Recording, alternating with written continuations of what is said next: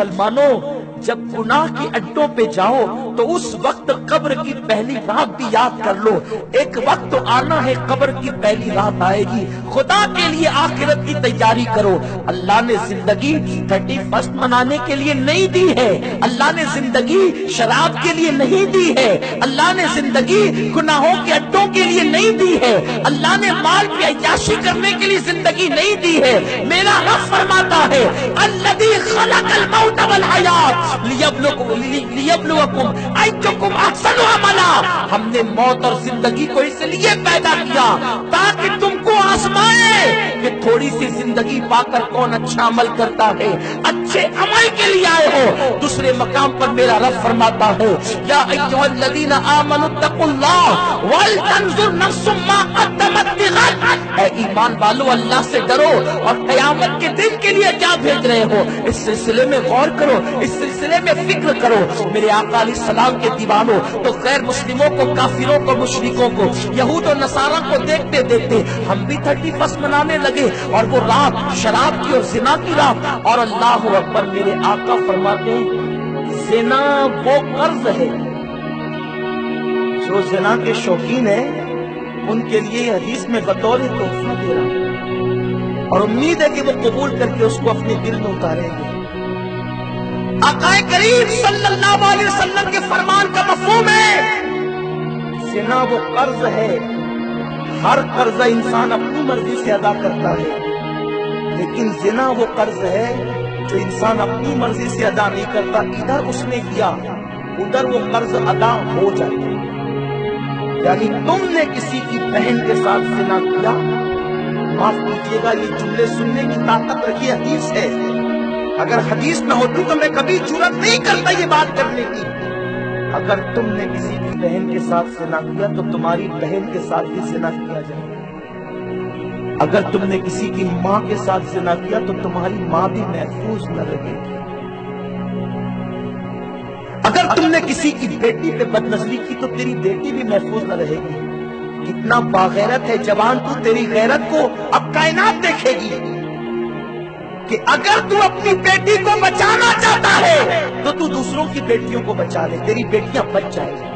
اگر تو کسی کی بہن کو بچانا چاہتا ہے, اگر تو اپنی بہن کو بچانا چاہتا ہے تو دوسرے کی بہن کو بچا لے, تیری بہن بچ جائے گی. ورنہ اگر تو نے کسی کی عصمت کو تار کیا تو تو چاہے یا نہ چاہے تیری بہن کی آبرو بھی نہ بچے گی. میرے آقا فرماتے کما تدین تدان, تم جیسا کرو گے تمہارے ساتھ ویسے کیا جائے. ایک عالم نے ایک بادشاہ کو یہ حدیث پڑھ کر سنائی کما تدین تدان, تم جیسے کرو گے تمہارے ساتھ ویسے ہی کیا جائے گا. بادشاہ نے مسکرا کے کہا مولوی صاحب یہ حدیث نہیں ہوگی, آپ ہمیں ڈرا رہے ہیں اس سے, یہ حدیث نہیں ہوگی اور حدیث تو ہو کر رہے گی. بادشاہ نے کہا ہم بادشاہ لوگ ہیں, ہماری بیٹیوں پر ہاتھ ڈالنے کے لیے کون ہمت کرے گا؟ ہماری بیٹیوں پہ ہاتھ ڈالنے کے لیے ہمت کون کرے گا؟ اس عالم نے ہاتھ اٹھا دیے, اللہ یہ حدیث ہے میں نے پڑھی ہے کتاب میں, اب اس حدیث کی صداقت کو تو اس بادشاہ پہ ثابت کر دے. ابھی یہ باتیں ہو ہی رہی تھی کہ بادشاہ کی بیٹی جو شہزادی تھی وہ روتے ہوئے کمرے میں آئی, محل میں آئی. بادشاہ کھڑا ہو گیا, کیا ہوا؟ کہا ابا جان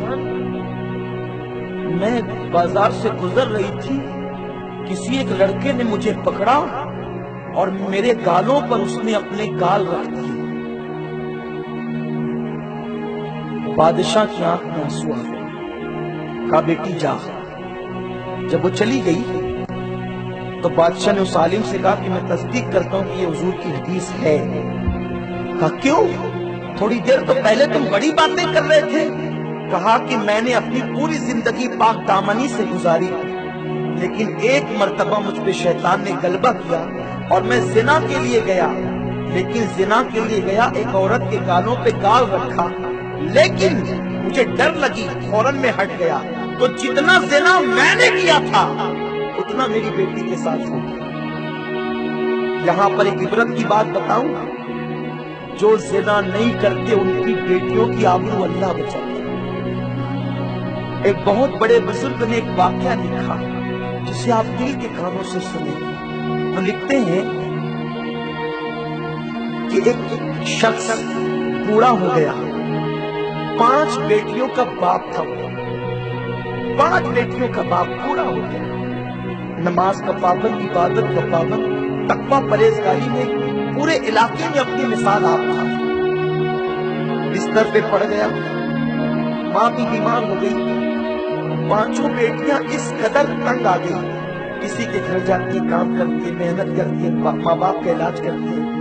ایک دن بڑی بیٹی کو خیال آیا کہ کب تک یہ غربت، یہ تکلیف، یہ مصیبت، اس سے نکلنا ہے۔ تو اس کے ذہن میں ایک بات آئی کہ اس سے نکلنے کے لیے طریقہ یہ ہے کہ زیادہ مال آنے کا بس ایک ذریعہ ہے کہ حرام کام کرو۔ ایک کام کرتے، جہاں شہر کی فاحشہ عورتیں بیٹھتی ہے وہی چل کر کے میں بھی بیٹھوں گی، جب کوئی آئے گا قیمت طے ہوگی، آبرو بیچ کر دولت کما لیں گے۔ آج کل یہ بہت بڑا المیہ ہے، درد دل کے ساتھ کہوں، اس وقت تو پوری دنیا کے اندر اگر سب سے زیادہ لوجوں میں کسی کی بیٹیاں بک رہی ہے تو وہ مسلمانوں کی۔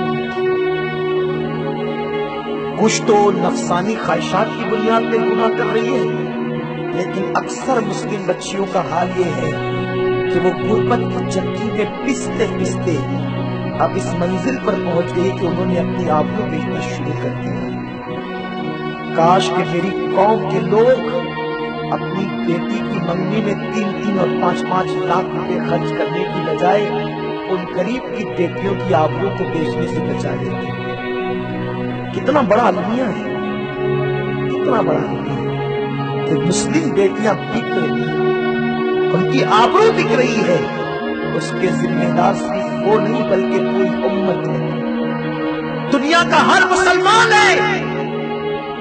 نہ سنبھلو گے تو مٹ جاؤ گے اے ہندی مسلمانوں، تمہاری داستاں تک بھی نہ ہوگی داستان۔ عبادت صرف نماز نہیں ہے، عبادت صرف روزہ نہیں ہے، اس سے بڑی عبادت یہ ہے کہ تم اپنی محنت کی کمائی سے کسی کی آبرو کو بکنے سے بچاؤ، کسی کی آبرو کو تحفظ دے دو۔ میرے پیارے آقا صلی اللہ علیہ وسلم کے دیوانوں، وہ لڑکی کے بارے میں بزرگ لکھتے ہیں کہ وہ لڑکی نکلی باپ کو یہ کہہ کر میں ابھی آتی ہوں، اور آنے کے بعد جب وہ نکلی ہے تو رات دیر گئے، وہ شام کو رات دیر گئے جب وہ لوٹی، شام کو نکلی تھی، رات دیر گئے جب وہ لوٹی تو لوٹنے کے بعد وہ باپ کے پاس بیٹھ کر کے، ماں کے پاس قدموں پہ بیٹھ کر بہت روئی، خالی ہاتھ گئی تھی، خالی ہاتھ واپس آ گئی۔ باپ نے کہا بیٹی اتنا کیوں رو رہی ہے، تیرے رونے کی وجہ کیا ہے؟ ماں نے کہا بیٹی اتنا کیوں رو رہی ہے، تیرے رونے کی وجہ کیا ہے؟ اس وقت اس لڑکی نے کہا پہلے آپ لوگ مجھے معاف کریں پھر بات بتاؤں گی۔ اس وقت ماں باپ نے کہا بیٹی ہم نے تجھے معاف کیا، غلطی کیا ہو گئی؟ کہا غلطی کرنے گئی تھی لیکن ہوئی نہیں۔ کہا کیا ہوا؟ کہا غربت کی چکی میں پستے پستے، بہنوں کو فاقہ کشی کرتے ہوئے دیکھتے دیکھتے میرے دل کے جذبات ابھرے، اور میں نے سوچا میں اپنی بہنوں کو فاقے سے بچاؤں گی، میں اپنے ماں باپ کی غربت دور کروں گی۔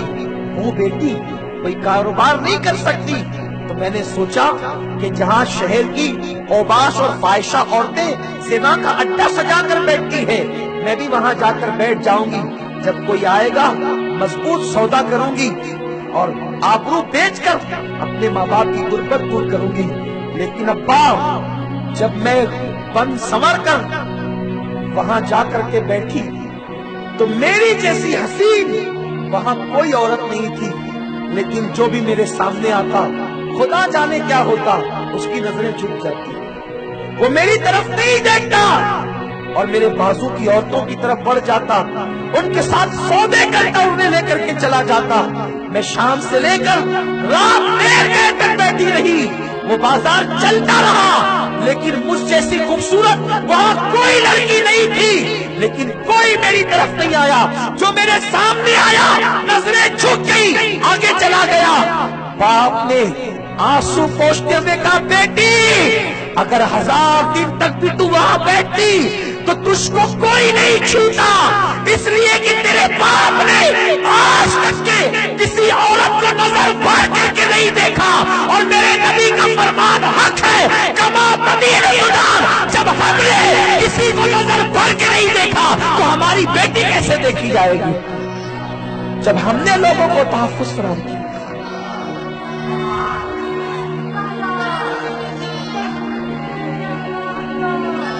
اپنی بیٹیوں کی آبرو کا سودا مت کرو۔ اگر تم کسی کی بیٹی کی عزت کو تحفظ دو گے تو اللہ تمہاری بیٹیوں کی عزت کو تحفظ عطا فرمائے گا، اور اگر تم نے کسی کی بیٹی کی عزت کو تار تار کیا، بہت جلد اس قرض کو چکانے کے لیے تیار ہو جائیں۔ ہر قرض اپنی مرضی سے دیتے ہو، زنا وہ قرض ہے جو اپنی مرضی سے نہیں، وہ خود بخود ادا ہو جاتا ہے۔ اب اگر تمہارے دل میں تمہاری بہن کی محبت ہے، اگر تمہارے دل میں تمہاری ماں کی محبت ہے، اگر تمہارے دل میں تمہاری بیٹیوں کی محبت ہے، خدا کے لیے پاک دامن ہو جاؤ۔ جاتے جاتے اتنا ضرور کہوں گا، جو ہو چکا سو ہو چکا، اب گیا وقت ہاتھ نہیں آتا، لیکن اللہ نے راستے دیے ہیں۔ اگر کوئی سچی توبہ کر لے اللہ اسے معاف کر دے گا، اور اس کے ساتھ پھر یہ نہیں ہوگا۔ اس لیے خدا کے لیے لڑکیوں سے دوستی، گرل فرینڈ، بوائے فرینڈ، یہ ساری نحوست اسلام میں نہیں ہے۔ ارے محبت کے لیے تیرا دل اتنا لبریز ہے تو تیری سگی بہن سے محبت کر، تیری ماں سے محبت کر، جن سے محبت کا حکم ہے اس سے محبت نہیں کرتا، اور جن سے اللہ نے محبت کی اجازت نہیں دی ہے، محبت کے نام پر ان سے تو ناجائز تعلقات قائم کرتا ہے۔ مجھے